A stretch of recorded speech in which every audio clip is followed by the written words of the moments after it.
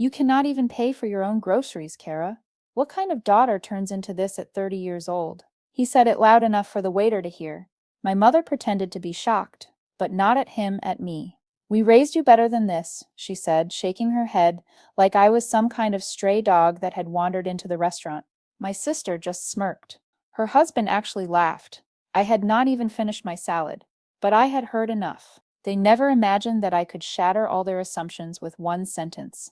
And what I said next made my father's face go white. He opened his mouth to speak, but for the first time in my life, he had nothing to say.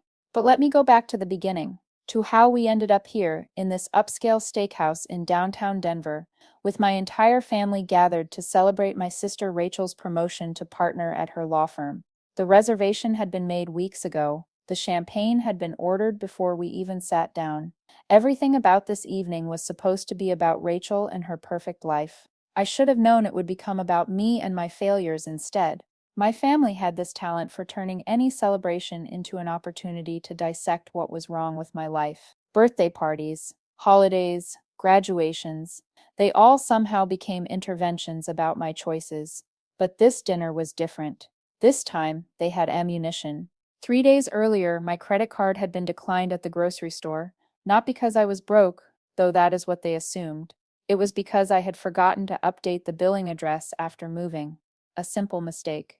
But my mother had been behind me in line, and she had paid for my groceries with that particular look of martyrdom she had perfected over the years. She had not asked why the card was declined. She had not given me a chance to explain. She had just assumed, the way she always assumed the worst about me. Kara needs help again, she had announced to my father that evening. I know because my sister called to tell me, her voice dripping with second-hand embarrassment. So here we were, at Morton's Steakhouse, with white tablecloths and $100 bottles of wine, and my parents had decided this was the perfect moment for what they called a reality check. If you have ever been humiliated by your own parents in public and kept quiet just to keep the peace, I want to hear from you. Seriously. Tell me where you are watching from in the comments, because no one should have to go through this alone. The attack had started subtle, the way it always did. So, Kara, my father had begun, cutting into his ribeye. Any job prospects? I am working on something, I had replied, keeping my voice neutral. Working on something. He had repeated the words like they tasted bad. You have been working on something for 2 years. She is finding herself, Rachel had said, but not in a supportive way, more like she was explaining why her dog kept peeing on the carpet. Her husband, Marcus, had snorted. Finding herself at 30 must be nice to have that luxury. That is when my mother had leaned forward, her pearl necklace catching the light. Kara, sweetheart, we need to have a serious conversation about your future. Here? Now? When else? You never answer our calls. You avoid family gatherings. We had to ambush you with Rachel's celebration just to get you here. That was true. I had been avoiding them, for good reason. Your father and I have been discussing this, she had continued. We think it might be time for you to move back home, just temporarily, until you get on your feet. I do not need to move back home. You cannot afford groceries, my father had interjected, and then he had said it, those words, loud enough for the waiter to hear, loud enough for the tables around us to pause their conversations. You cannot even pay for your own groceries, Kara. What kind of daughter turns into this at 30 years old? The silence that followed was deafening. I could feel the eyes of strangers on us. The waiter had frozen midway through refilling water glasses at the next table. Even the soft jazz playing in the background seemed to quiet down. Rachel had broken the silence with a laugh. Not a kind laugh, the same laugh she had perfected in high school when her friends would ask why her sister was so weird. Dad, you cannot just say that, she had said, but she was smiling. Why not? It is true. Look at her. 30 years old. No career. No husband. No prospects. Living in some studio apartment in Capitol Hill, pretending to be an artist or whatever she calls herself these days. I am not pretending to be anything, I had said quietly. Then what are you? Marcus had asked. Because from where I am sitting, you look like someone who peaked in college and has been sliding downhill ever since. Marcus. Rachel had touched his arm, but she was still smiling. What? Someone needs to say it. Your parents have been enabling her for years, paying her rent when she comes up short, bailing her out, pretending like this is normal. We have never paid her rent, my mother had protested. But you paid for her groceries 3 days ago, my father had added, and the car insurance last month. And remember the emergency loan for her laptop? That was a loan. I paid you back. 6 months later, after we had to ask 3 times, they were rewriting history, making every moment of struggle sound like failure, every request for help sound like dependence. They did not know about the checks I had never cashed, the help I had never asked for, the problems I had solved on my own. You know what your problem is, my father had continued, his voice rising. You think you are special. You think the rules do not apply to you. You think you can just float through life, trying this and trying that, never committing to anything. Like the photography business that never happened, Rachel had added, or the food blog that went nowhere, my mother had chimed in, or that nonprofit idea that was apparently going to change the world, Marcus had laughed. They were listing my attempts like failures, not seeing them for what they were, experiments, learning experiences, steps toward something bigger. At least I am trying things, I had said. At least I am not just following some predetermined path because I am too scared to do anything else.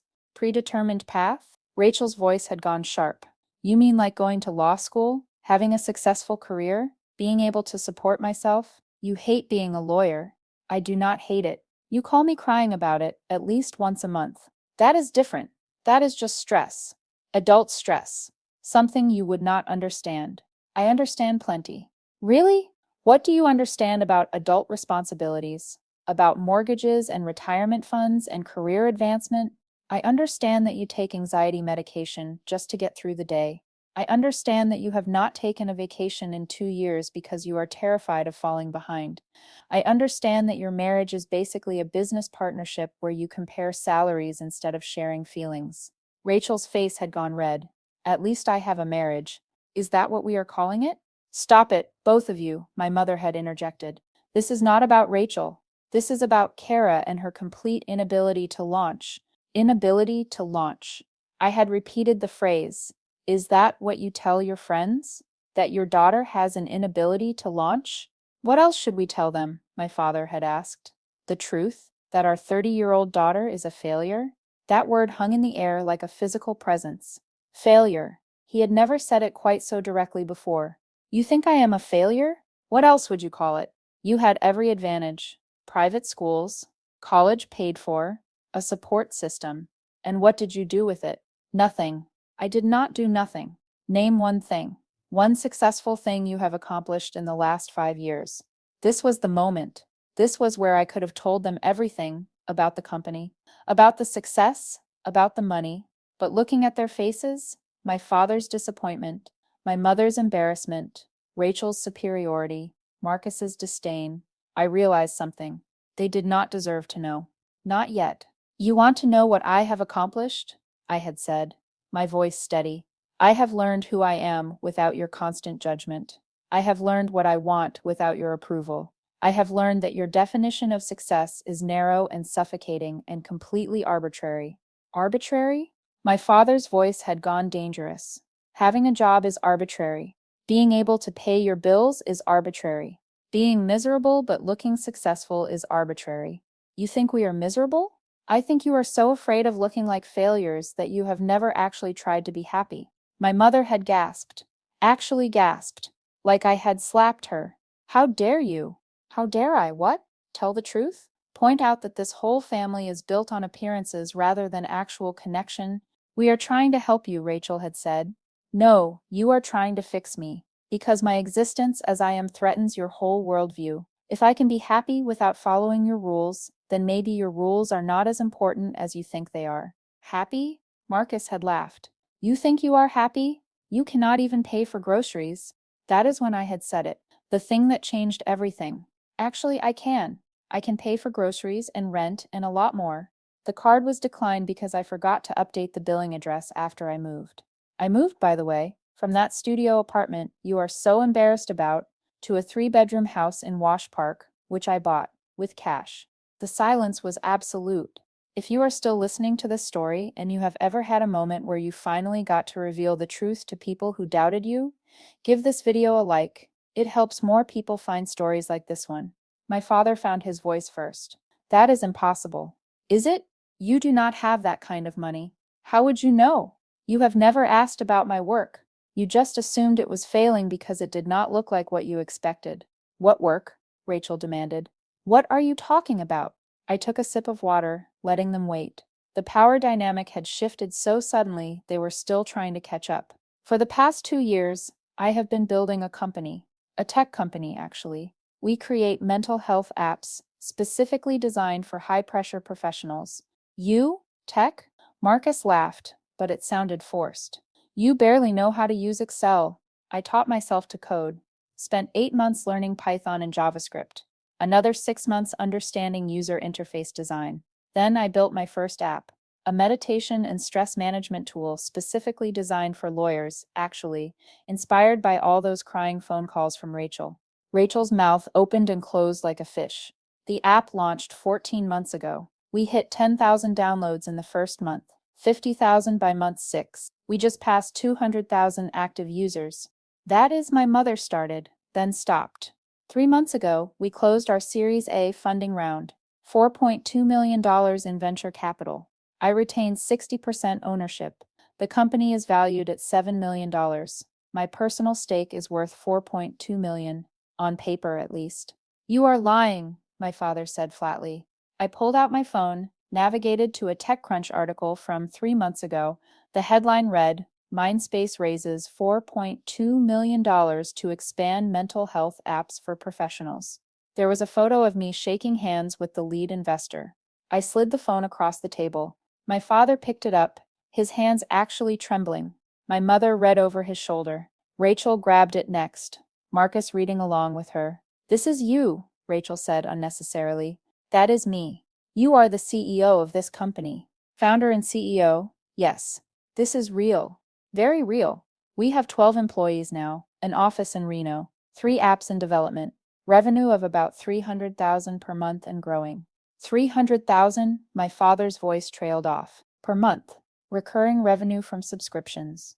Our burn rate is about 200,000, so we are actually profitable. Most startups are not profitable this early, but I was careful about growth. Probably too careful, according to my investors.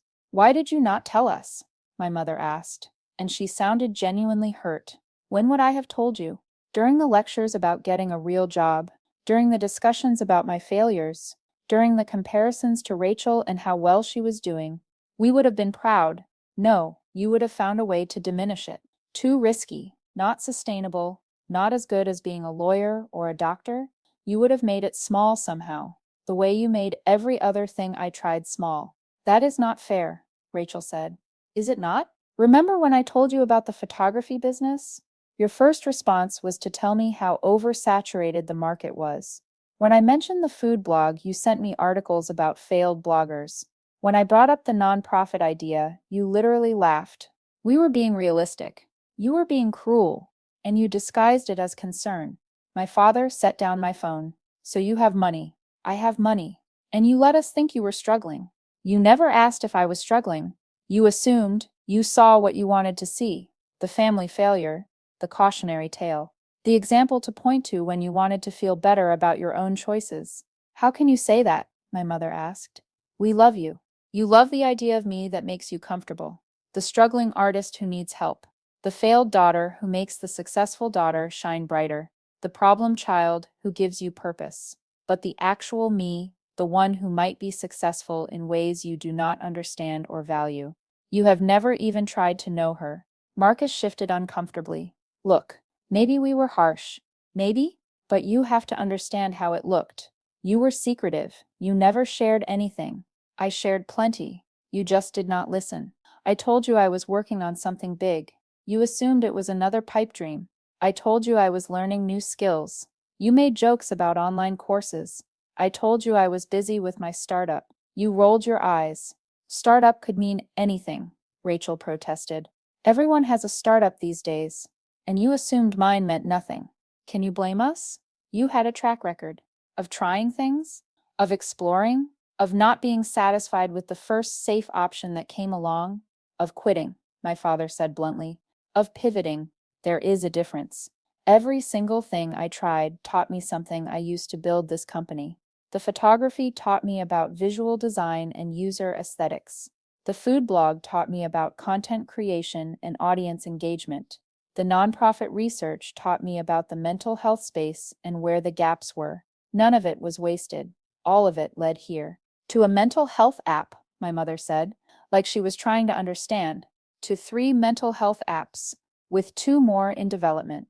To a company that actually helps people. To something I built from nothing while you all stood around waiting for me to fail. We were not waiting for you to fail, Rachel said, but she could not meet my eyes. Were you not? Then what were all these dinners about? What were the constant check-ins and reality checks and interventions about? We were concerned. You were embarrassed. There is a difference. The waiter appeared, somehow sensing the tension had shifted enough to approach. Can I get anyone dessert? We all said no in unison. The first thing we had agreed on all night. After he left, my father cleared his throat. So what now? What do you mean? With us? With the family? You have obviously been angry about this for a long time. I am not angry. I am just done. Done? Done pretending. Done making myself small so you feel comfortable. Done apologizing for not living the life you planned for me. Done seeking approval from people who only approve of a very narrow definition of success. That is not what we want, my mother said. Then what do you want? We want you to be happy. No, you want me to be happy in a way that makes sense to you. There is a difference. Rachel leaned forward. So you are just going to cut us off? Now that you are successful and do not need us anymore? I never needed you. Not the way you think. I needed you to believe in me, to support my journey even when you did not understand it, to cheer for my attempts. Not just my successes, but you could not do that. We are your family. Family is supposed to be a safe place to fail. With you, it was the most dangerous place to fail. That is dramatic, Marcus said. Is it? Do you know what it is like to sit at every family dinner, knowing you are about to be dissected? To walk into every holiday knowing you are the disappointment? To answer every phone call wondering if this is another intervention? We did not mean. Impact matters more than intention, and the impact was that I spent years believing I was a failure, years thinking something was wrong with me, years accepting less than I deserved because I had internalized your voice telling me I was not enough. But you proved us wrong, my father said, like that fixed everything. I proved myself right. There is a difference. I did not build this company to spite you. I built it despite you. What is that supposed to mean? It means every step of the way, I had to fight against the voice in my head that sounded like you. Every risk I took, I heard Dad saying it was stupid. Every time I pivoted, I heard Rachel laughing.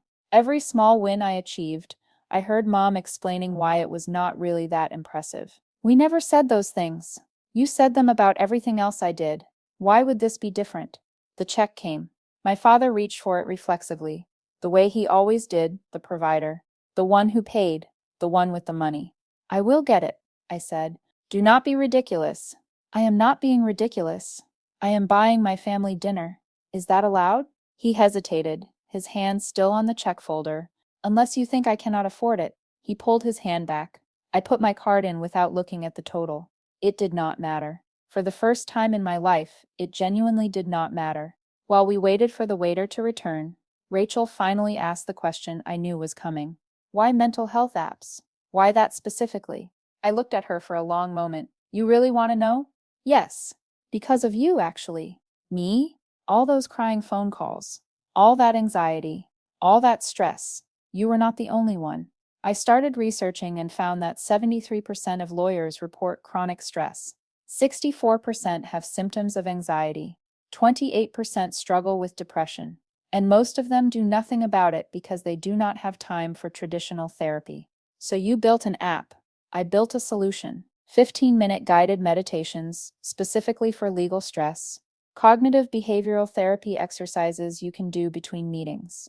Peer support groups that understand billable hours and partnership pressure. Everything you needed but could not find. You built this for me? I built it because of you, for people like you. There is a difference. I do not understand. You do not have to. That is the point. I do not need your understanding anymore. I do not need your approval. I do not need your validation. Then what do you need? My mother asked. Nothing. For the first time in my life, I need absolutely nothing from any of you. The waiter returned with my card. I signed the receipt, leaving a 40% tip because I could. Because the waiter had witnessed our dysfunction and remained professional. Because sometimes the people who serve us deserve more than we give them. I should go, I said, standing. Kara, wait. My mother reached for my hand. We should talk about this. Work through it. We have been talking. This whole dinner has been talking. The problem is you are just now starting to listen, and only because I have money, only because I am successful in a way you can measure. That is not true. Then why did everything change when I showed you that article? Why was I a failure 5 minutes ago and now suddenly worth listening to? She did not have an answer. This is what I mean.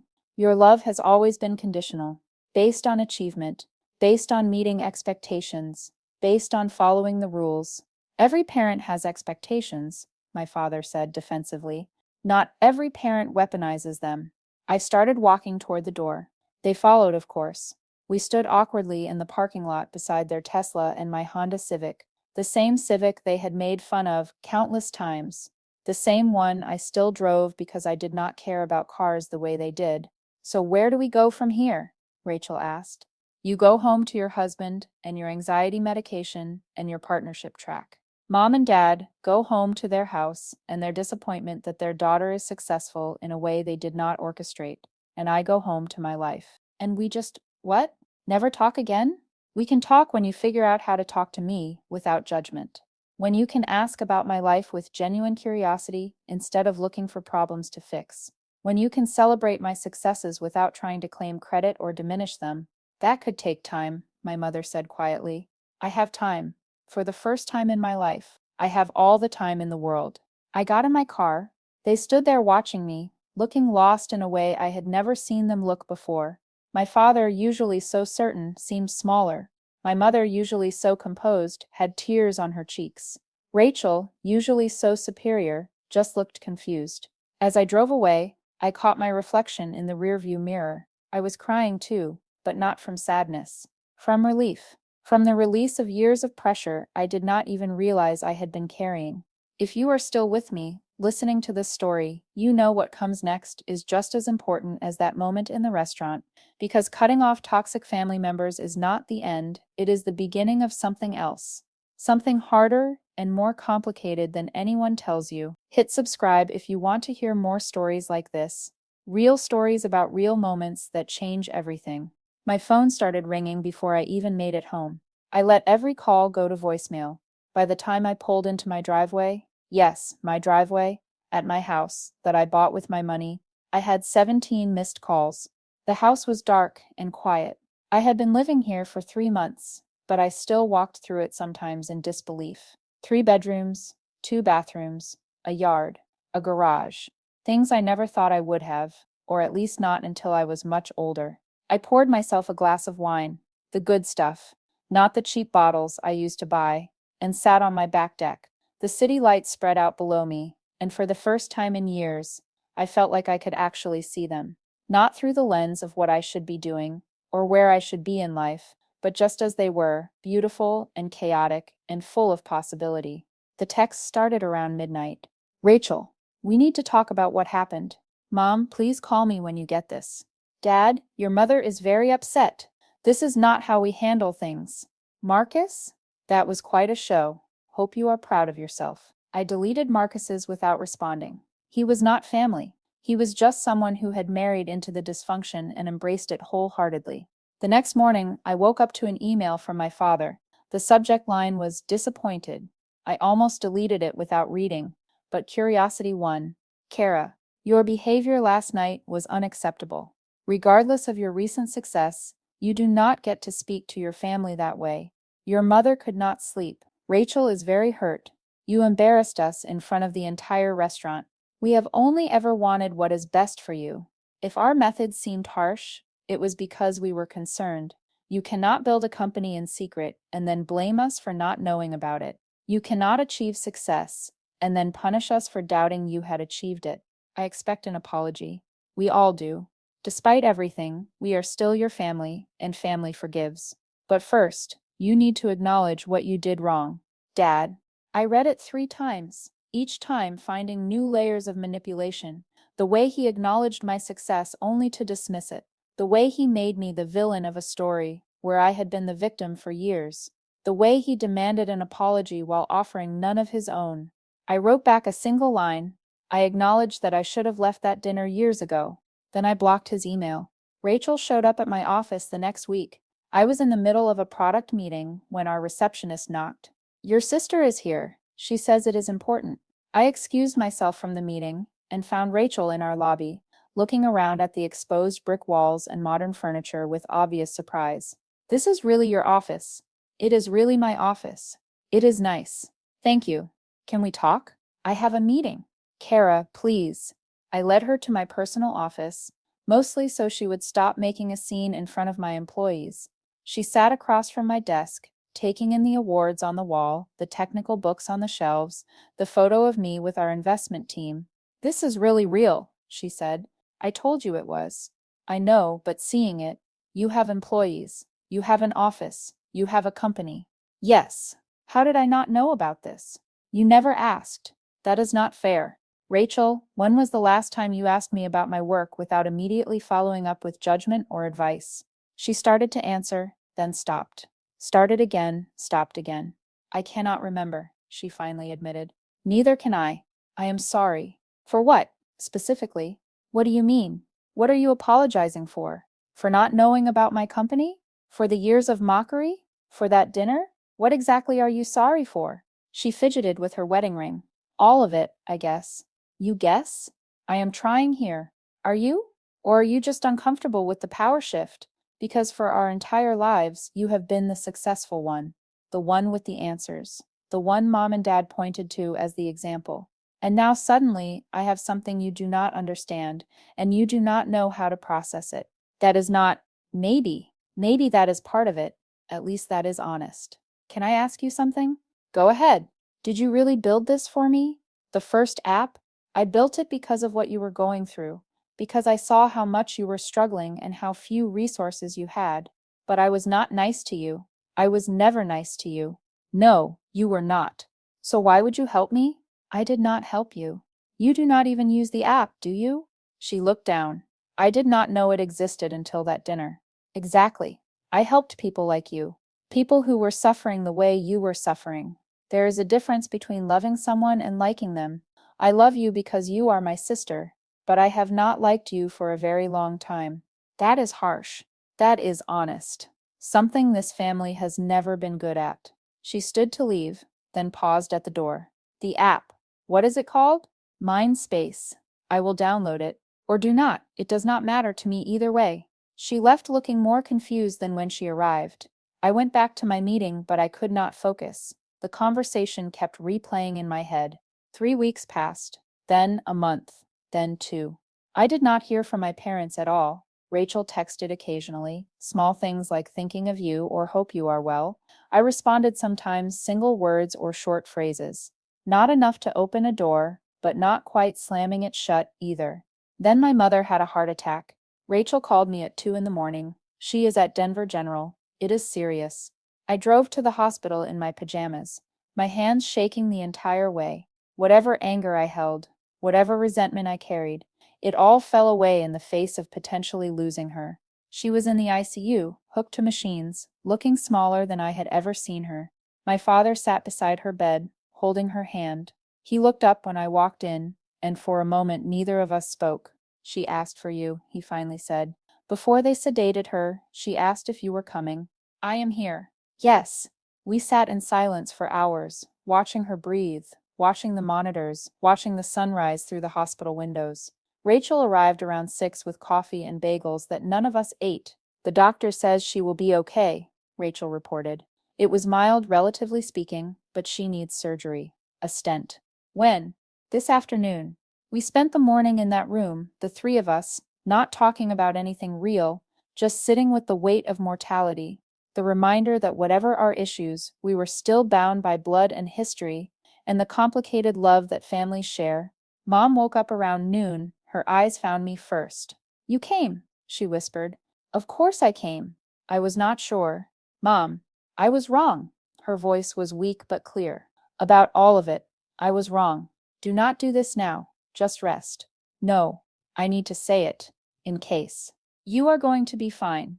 Listen to me." She gripped my hand with surprising strength. I was so afraid, my whole life. I was so afraid of not being enough, not successful enough, not impressive enough. And I put that on you, both of you, but especially you, Kara. Mom, please. You were brave in ways I never was. You tried things.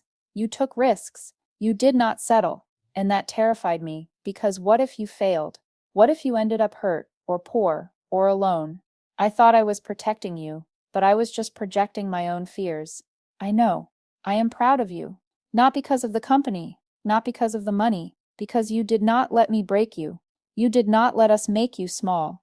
The surgery went well. She recovered slowly but steadily. During those weeks in the hospital, something shifted between us. Not a dramatic reconciliation, but a gradual thawing. We talked about real things. Her childhood, her dreams that she had abandoned, the pressure she had felt to be perfect. My father struggled more. He was a man built on certainty, and my success outside his understanding had shaken something fundamental in him. But he tried. He asked questions about the company. He read articles about entrepreneurship. He even downloaded our apps, though I doubt he used them. I do not understand it, he admitted one day, but I am trying to. That is all I ever wanted. It was not all I had wanted, of course.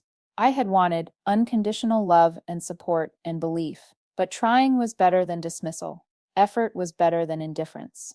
Rachel and I found our way to something like friendship, not the close sisterhood some people have, but something real. She started using the app and eventually told me it had changed her life. I got into therapy because of it, she said, over coffee one day.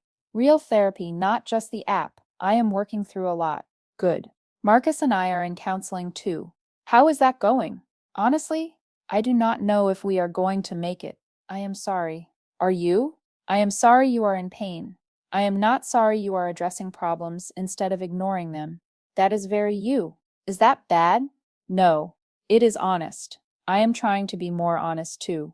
The company continued to grow. We launched 2 more apps, raised another round of funding, expanded to 50 employees. I was featured in Forbes' 30 Under 30 list. My parents framed the article, which felt both sweet and strange, like they were claiming a victory they had not fought for. But I let them have it, because holding on to anger takes energy I needed for other things: building, creating, living. 1 year after that dinner at Morton's, we all gathered again, this time at my house. I cooked, which surprised everyone. Turns out I had learned a lot from that failed food blog phase.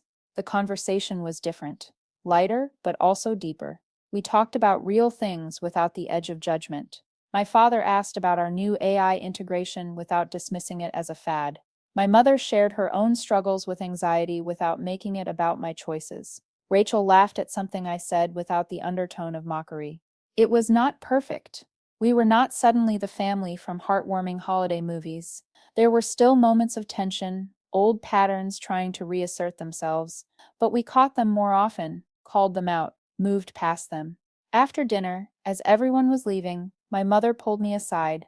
I love what you have done with the house. Thanks. I love what you have done with your life more. Mom, let me say this. You were right that night at Morton's. We loved you conditionally. We measured your worth by achievements and milestones and external validation. But you taught us something important. What is that? That love should not have prerequisites. That support should not require understanding. That family should be the safe place to fail, not the harshest place to be judged. Did you read that in a book? She laughed. Your app, actually. There is a section on family dynamics. You use the app? Every day. It is helpful for more than just work stress. My father joined us, awkward as always with emotional moments. We are proud of you, Kara. I know. No, not just the success. We are proud of who you are, who you have always been, even when we could not see it. Thank you. And we are sorry, truly sorry for the years we made you feel less than. You were never less than. You were just different than what we expected. And different is not wrong. No, I agreed. Different is not wrong.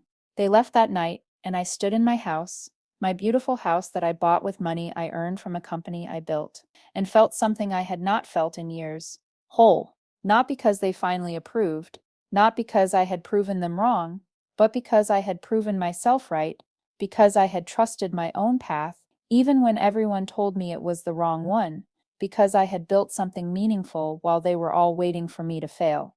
The truth about success is that it does not erase the pain of not being believed in, it does not undo the years of doubt and dismissal, but it does give you something powerful: the knowledge that you can trust yourself, that your instincts are valid, that your dreams are worth pursuing even when no one else sees their value.